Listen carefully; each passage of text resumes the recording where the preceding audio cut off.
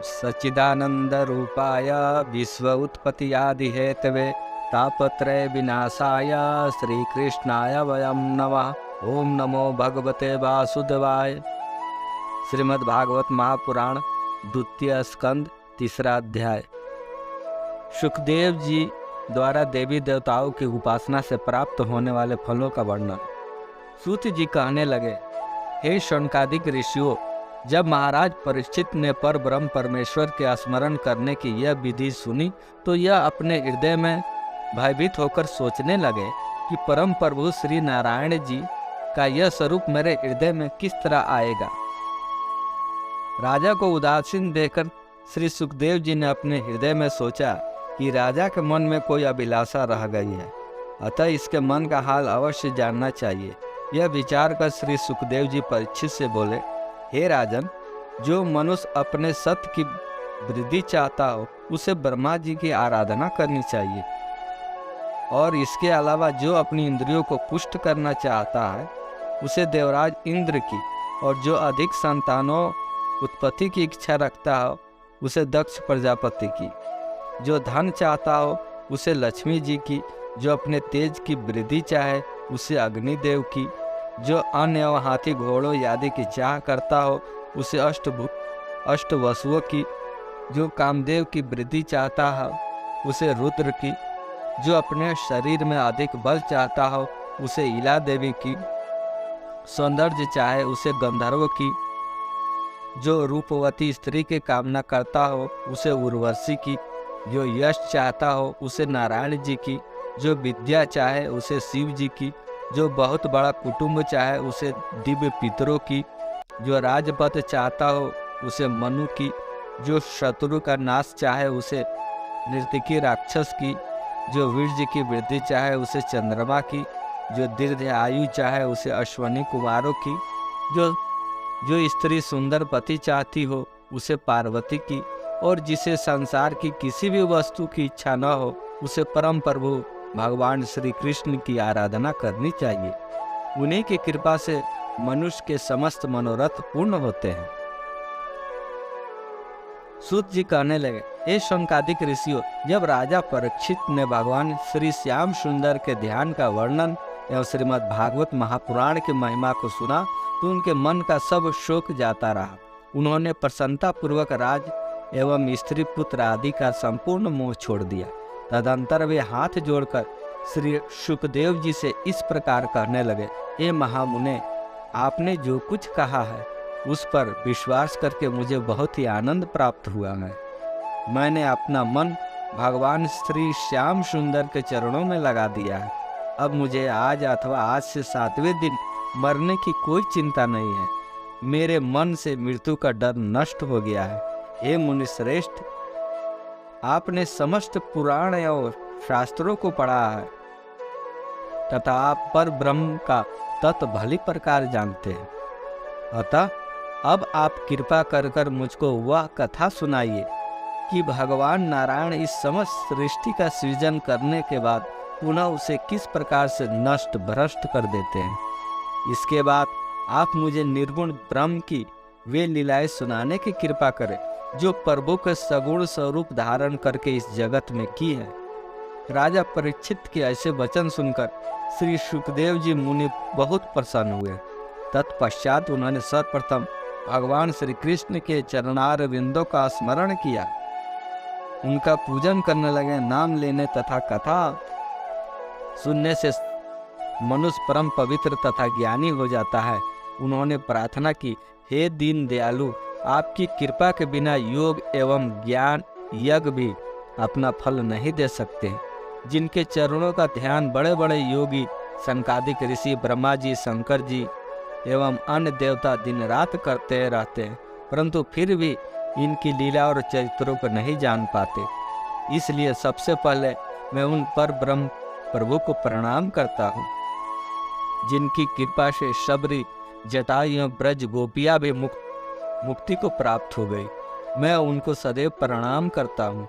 हे भगवान श्याम सुंदर, अपनी कृपा द्वारा मेरी बुद्धि को उनके चरित्रों का वर्णन करने की शक्ति प्रदान करें। इसके पश्चात श्री सुखदेव जी ने अपने पिता श्री वेद व्यास जी तथा गुरु चरणारविंदों का स्मरण करते हुए राजा परीक्षित से कहा कि हे राजन, इस श्रीमद् भागवत की कथा को श्री नारायण जी ने ब्रह्मा जी से कहा था, ब्रह्मा जी ने देवऋषि नारद जी से कहा और नारद जी ने मेरे पिता वेद व्यास जी से कहा था। फिर पिताजी ने वह कथा मुझे पढ़ाई थी। अब उसी कथा को मैं तुम्हें सुनाता हूँ, सो तुम मन को एकाग्र करके सुनो। श्री सुखदेव जी बोले, हे राजा परीक्षित, प्राचीन काल में एक बार देवऋषि नारद अपने पिता ब्रह्मा जी के पास मिलने के लिए पहुँचे। उस समय ब्रह्मा जी श्री नारायण जी के भजन में मग्न हुए बैठे थे।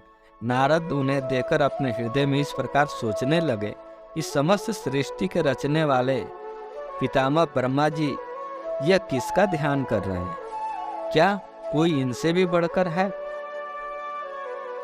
जिसके भजन में यह इतने लीन हो रहे हैं?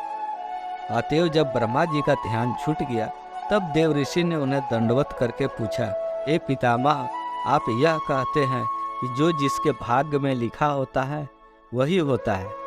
इधर मैं देखता हूँ कि आप समस्त सृष्टि को रचकर पुनः उसका इस तरह संहार कर देते हैं जैसे कोई मकड़ी अपने मुंह से जाला निकालने के बाद पुनः उसे स्वयं ही खा लेती है। इस समय आपके ध्यान मग्न होने से मुझे ऐसा प्रतीत होता है कि आपसे भी बढ़कर शक्तिशाली कोई और भी है, जिसके आदेशानुसार आप समस्त सृष्टि का निर्माण करते हैं। अतः आप मुझे उस आदि पुरुष का नाम तथा गुण बतलाने की कृपा करें, जिसके कि आप ध्यान में मग्न हो रहे थे। नारद जी के ऐसे वचन सुनकर ब्रह्मा जी ने कहा, हे नारद, तुम धन्य हो जो तुमने मुझसे ऐसे परब्रह्म परमात्मा के विषय में पूछा है। उनकी माया बड़ी प्रबल है। तुम जो मुझे सृष्टि का निर्माता कहते हो, इससे मैं बड़ा शर्मिंदा होता हूँ। हे पुत्र, मेरे प्रभु तो श्री नारायण जी हैं। उनके ही द्वारा अनेक ब्रह्मा तथा ब्रह्मांड उत्पन्न होते हैं और उन्हीं के माया से यह सारा जगत प्रकट होता है। मैं उन्हीं के दया तथा कृपा पाकर सृष्टि का निर्माण करता हूँ। उन्हीं के प्रताप से देवता और मनुष्य ज्ञान प्राप्त करते हैं। अब मैं तुमको उनके चरित्र सुनाता हूँ। जिस समय मैं उन नारायण भगवान की नाभि से प्रकट हुए कमल पुष्प से उत्पन्न हुआ, उस समय मैंने यह भी जानने की बड़ी कोशिश की कि मैं कहाँ से पैदा होकर यहाँ आया हूँ। जब इस विषय में मुझे कुछ मालूम न हुआ, तब उन्हीं श्री नारायण जी का स्मरण करने पर मुझे यह ज्ञात हुआ कि श्री नारायण जी ने मुझको प्रकट किया है। ये चंद्र, सूर्य तथा तारागण आदि सब उन्हीं के तेज प्रकाश करते हैं और इस जगत में जितने भी वस्तुएं हैं वे सब उन्हीं के देवी माया से उत्पन्न हुई हैं। समस्त प्राणियों के देह में उन्हीं का तेज व्याप्त है और स्वयं भी अपने तेज से प्रकाशित हो रहे हैं। उनके आदि अंत तथा भेद को कोई भी नहीं जान पाता, परंतु मुझे श्री नारायण जी की कृपा से जो कुछ मालूम हो सका उसे मैं तुमसे कहता हूँ, सुनो। जब श्री नारायण जी की यह इच्छा हुई कि हम अनेक रूप हो जाएं, तब उनकी नाभि से एक कमल का फूल प्रकट हुआ और उस फूल से मेरा जन्म हुआ। मुझे देखकर श्री नारायण जी ने मुझको सृष्टि रचने का आदेश दिया। उनका यह आदेश पाकर मैंने अपने हृदय में सोचा, मैं सृष्टि का निर्माण कैसे कर सकूंगा। तब श्री नारायण जी के देवी माया से सात्विक, राजस एवं तामस की उत्पत्ति हुई। तब मैंने उन्हीं तीनों गुणों की शक्ति एवं पंच तत्वों द्वारा सृष्टि का निर्माण करके पृथ्वी की रचना की। फिर पृथ्वी, अग्नि, जल, वायु और आकाश, इन पंच तत्वों की सहायता से समस्त प्राणियों के शरीर की रचना की। मैंने जिस पृथ्वी को कमल के पत्ते से बनाया था, जल पर नहीं ठहरती थी, इसलिए वह 1000 वर्षों तक लगातार डगमगाती रही। तब मैंने श्री नारायण जी से पृथ्वी के डगमगाने का हाल कहा। तब उन भगवान ने उसे अपनी शक्ति द्वारा जल के ऊपर स्थिर कर दिया। इस प्रकार उसका हिलना डुलना बंद हुआ। वेदों में लिखा है कि उस विराट स्वरूप के 1000 मस्तक, 1000 हाथ, 1000 चरण, 1000 नेत्र और कान है।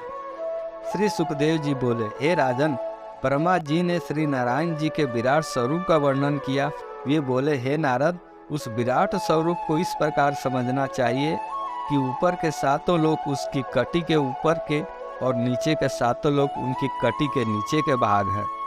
मुख अग्नि है, वृक्ष आदि शरीर के रोम है, दसों दिशाएं कान, समुद्र पेट, सूर्य आँख, पर्वत शरीर की हड्डियाँ, नदियाँ शरीर की नसें, पवन श्वास, इंद्रादि देवता भुजाएं, अश्वनी कुमार नाक, समस्त सुगंध नाक के छिद्र, आकाश नेत्रों का गोलोक, दिन रात पलक, भंजना जल, पांव जगत का स्वाद, जिह्वा, यमराज दांत, माया हंसी, लज्जा ऊपर का ओठ, लालच नीचे का होठ, धर्म छाती, अधर्म पीठ, मेघ शीत के बाल तथा वर्षा का जल बीज समझना चाहिए।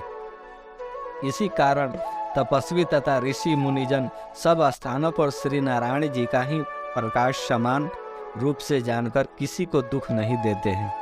हानि लाभ, यश अपयश और सुख दुख आदि सब उन्हीं परमेश्वर की इच्छा से होते हैं। वे अविनाशी पुरुष ही समस्त जड़ चेतन जीवों को पैदा अथवा नष्ट करने वाला है। हे नारद, जब उनके द्वारा मुझे सृष्टि पैदा करने की आज्ञा प्राप्त हुई, मैंने उन्हीं की कृपा से दक्ष प्रजापति को पैदा किया। उनके द्वारा और बहुत से व्यक्ति पैदा हुए। उन्हीं श्री नारायण जी का स्मरण अपने हृदय में धारण करने के कारण मुझे संसार को रचने की शक्ति प्राप्त हुई है। वे परम प्रभु आदि मध्य एवं अंत में सदैव एक रस रहते हैं। वे घटते बढ़ते तथा पुराने नहीं होते। नारायण जी ने अपनी इच्छा से संसारी जीवों को भव सागर से पार उतारने के लिए मृत्युलोक में 24 अवतार धारण किए हैं। मनुष्य का कर्तव्य है वह सदा उन अवतारों की बाल लीलाओं का स्मरण एवं कीर्तन करे। उन्हीं पर ब्रह्म प्रभु के स्मरण में मग्न रहकर सदा उन्हीं का ध्यान करे। जब अंतकरण शुद्ध एवं पवित्र होकर उसमें श्री नारायण जी का प्रकाश प्रकाशित होता है, उस समय मनुष्य आवागमन से छूटकर भव सागर से पार उतर जाता है। इतनी कथा सुनाकर श्री ब्रह्मा जी ने नारद को श्रीमद् भागवत के वे 4 मूल श्लोक सुनाए जो उन्होंने श्री नारायण जी से सुने थे। उन चारों श्लोकों को सुनाने के बाद पितामह ब्रह्मा जी ने नारद से इस प्रकार कहा, हे नारद, मैं अपनी बुद्धि के अनुसार पर ब्रह्म परमात्मा के उन 24 अवतारों का कुछ वर्णन करता हूँ जो उन्होंने सगुण रूप से जगत में अवतार लिए थे। पितामह बोले, ब्रह्मा जी बोले, हे नारद। पितामह ब्रह्मा जी बोले, हे नारद, श्री नारायण जी का पहला अवतार सनक, सनंदन, सनातन तथा सनत कुमार के रूप में मेरी नाक से उत्पन्न हुआ था। वे प्रभु ऋषि का रूप धारण कर सदा भगवत भजन में लीन रहते हैं। उस तपस्या के फल से वे अनेक कल्प बीतने पर भी 5 साल के उम्र वाले ही बने रहते। श्री नारायण जी ने दूसरा अवतार वाराह का ग्रहण किया था। उस अवतार को लेने का कारण यह था कि जिस वक्त श्री परम प्रभु ने मुझे सृष्टि रचने की आज्ञा दी, उस वक्त मैंने कमल के पत्ते द्वारा पृथ्वी का निर्माण किया था। उस पृथ्वी को हिरण्याक्ष नामक दैत्य पाताल में उठा ले गया। तब मैंने वैकुंठनाथ श्री नारायण जी से यह प्रार्थना की, यह प्रभु, पृथ्वी के बिना संसारी जीव कहाँ रहेंगे। उस समय श्री नारायण जी ने वाराह रूप धारण कर पाताल में से जो हिरण्याक्ष का वध किया और पृथ्वी जल से बाहर निकालकर उसे अपनी महिमा से स्थिर किया। यह पृथ्वी कर्मों का फल देने वाली है। जो प्राणी जैसा शुभ अशुभ कर्म करता है उसका फल वैसा ही प्राप्त करता है। श्री प्रभु ने तीसरा अवतार यज्ञ पुरुष का धारण किया तथा संसारी राजाओं को यज्ञ करने की विधि बतलाकर कृतार्थ किया। श्री भगवान का चौथा अवतार हयग्रीव रूप में उत्पन्न हुआ। उस वक्त उन्होंने वेद शास्त्र चुरा ले जाने वाले मधुकेटप नामक असुर को पाताल में जाकर मारा और उससे वेद लाकर मुझे दिया। 5वां अवतार धर्म नामक ऋषि द्वारा मूर्ति नामक कन्या के गर्भ से नारायण रूप में हुआ। वे अवतारी भगवान उत्तराखंड में बद्री केदार नामक स्थान में बैठे हुए इस अभिप्राय से तपस्या करते हैं ताकि संसारी लोग भी मुझे देखकर तपस्या करने में प्रवृत्त हो। श्री हरि ने 8वां अवतार कपिल मुनि के रूप में लेकर अपनी माता देवहूति को सांख्य योग का उपदेश देकर मुक्ति प्रदान की। 7वां अवतार दत्तात्रेय के रूप में लेकर राजा यदु को ज्ञानोपदेश दिया, जिसके प्रताप से वह मुक्ति पद को प्राप्त हुआ। दत्तात्रेय ने अपने 24 गुरु बनाए थे। पर ब्रह्म परमेश्वर का 8वां अवतार ऋषभ देव के रूप में हुआ। उन्होंने जगत में जैन धर्म का प्रचार किया। 9वें अवतार में राजा पृथु बनकर श्री नारायण जी ने अपने पिता वेणु को नरक में जाने से बचाया और गौ रूपणी पृथ्वी को दुहकर उसमें से समस्त वनस्पतियों को दूध के समान निकाल लिया। फिर उन्होंने जो पहाड़ पृथ्वी पर फैले हुए थे उन्हें इकट्ठा करके उत्तराखंड में स्थापित कर दिया और फिर पृथ्वी पर प्राणियों के निवास के लिए नगर तथा गांवों का निर्माण किया। 10वें मत्स्य अवतार में प्रभु ने राजा सत्यव्रत को प्रलय काल का प्रत्यक्ष दर्शन कराया। 11वें अवतार में कच्छप रूप में सिंधु मंथन के समय भगवान ने अपने पीठ पर मंदराचल पर्वत को धारण कर समुद्र से 14 रत्नों को निकाला। समुद्र मंथन के समय ही 12वां अवतार धन्वंतरी वैद्य के रूप में वनस्पतियों को हाथ में लिए समुद्र से हुआ। समुद्र से अमृत निकलने पर जब देवता और दानव उसे पीने के लिए आपस में झगड़ने लगे तब प्रभु ने 13वां मोहिनी अवतार रखकर अपनी सुंदरता से असुरों को मोहित कर लिया और वह अमृत लेकर देवताओं को पिला दिया। 14वां नरसिंह अवतार लेकर श्री नारायण भगवान ने दैत्य हिरण्यकशिपु को मारकर परम भक्त प्रहलाद के प्राणों की रक्षा की। 15वां वामन अवतार लेकर प्रभु ने राजा बलि से 3 पग भूमि का दान लेकर देवताओं को प्रदान की। 16वां हंस अवतार लेकर नारायण जी ने सनत कुमार जी को ज्ञान का उपदेश देकर उनका अहंकार दूर किया। 17वें नारायण अवतार में प्रभु ने भक्त ध्रुव को अपना साक्षात दर्शन दिया। 18वें में हरि अवतार में प्रभु ने ग्राह का संहार करके गजेंद्र की प्राण रक्षा की। 19वें में परशुराम अवतार में प्रभु ने हरि भक्तों को कष्ट पहुंचाने वाले अधर्मियों का वध किया और भूमि को 21 बार क्षत्रियों से हीन करके ब्राह्मणों को दान में दे दिया। 20वें में रामचंद्र अवतार में गो ब्राह्मणों को कष्ट देने वाले अन्य असुरों सहित रावण का वध करके लंका का राज विभीषण को देकर महावीर जी को यश दिया। 81 में वेद व्यास अवतार में सांसारिक जीवों का संसार सागर से पार करने के लिए वेद के 4 भाग कर दिए और महाभारत तथा अन्य 17 पुराणों का निर्माण किया। 22वें में कृष्णा अवतार में भगवान श्री कृष्ण ने कौरव पांडवों में महाभारत करा दिया और कंस, काल, यवन एवं जरासंध आदि बहुत से पापी राजाओं को मारकर पृथ्वी का भार दूर किया और संसार में रहते हुए बहुत से चरित्र किए। 23वां बुद्ध अवतार लेकर राक्षसों का मन यज्ञ करने से हटाया। तत्पश्चात कलयुग के अंत में पर ब्रह्मा प्रभु का 24वां अवतार कलिक नाम से होगा। वे हाथ में तलवार लेकर नीले घोड़े पर बैठकर अत्याचारी और पापी लोगों को मारते हुए संसार में सतयुग में कर्मों की स्थापना कर धर्म को बढ़ाएंगे। हे नारद, मैंने अपनी मति के अनुसार उस अविनाशी पर ब्रह्म प्रभु के 24 अवतारों को तुम्हें सुनाया है। जो प्राणी अज्ञान के कारण श्री नारायण भगवान को भली प्रकार न पहचानता है उसे चाहिए कि वह ज्ञान और मोक्ष पाने के लिए इन अवतारों को अवश्य सुने। जो ज्ञानी मनुष्य सब प्राणियों में एकमात्र भगवान त्रिलोकीनाथ को ही प्रकाशित देखता है उसे ब्रह्म ज्ञानी एवं आवागमन से मुक्त जानना चाहिए। हे नारद, मैं संसार को उत्पन्न करता हूँ, विष्णु भगवान उसका पालन करते हैं और शंकर जी सबका संहार करते हैं। ये तीनों देवता श्री नारायण जी के ही अवतार हैं।